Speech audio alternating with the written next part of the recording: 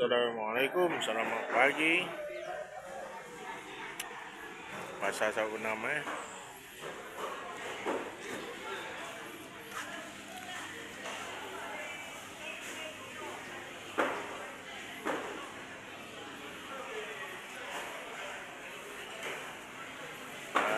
itulah. Dah pukul berapa ni? Pukul 10.40. 10.40 tengah hari. Nampak lengang sikit lah. Tak rasa sibuk pagi tadi lah. Tapi okey je, ada je orang. Orang masih ada datang. Mana berdekatan pasar Sabtu 6 masih singgah. Ini dalam proses packing garam. Kemas-kemas ke tempat sikit lah. Ni keadaan pagi ni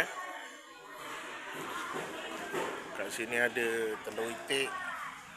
Telur itik ada, tempe ada. Sikit barang runcit lah. Runcit. Ada keadaan dalam pasar lah. Pisang ada, bawang-bawang.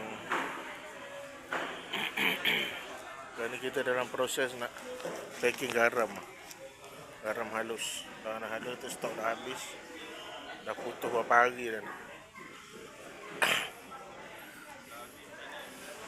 ada pakasam ni. Pakasam lidah. Sama ikan lampam. Pakasam. Ada juga ikan kering. Sepiring RM3. Ada ikan gelama, ikan duri tinggal.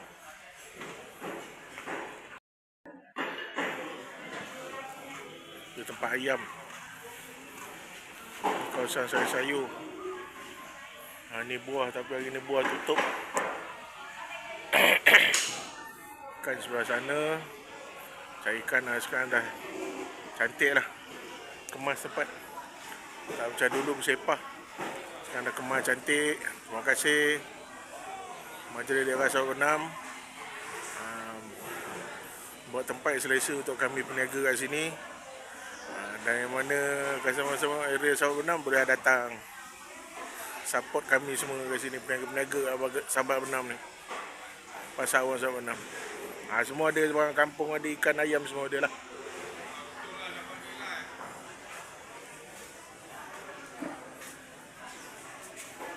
Ni nak buat kuih pun ada. Ni sarapan pagi. Marilah kata. Sarapan kuih. Pisang. Okay, bahagian depan kita pun ada MD2. MD2. Runcit. Ikannya tadi tu.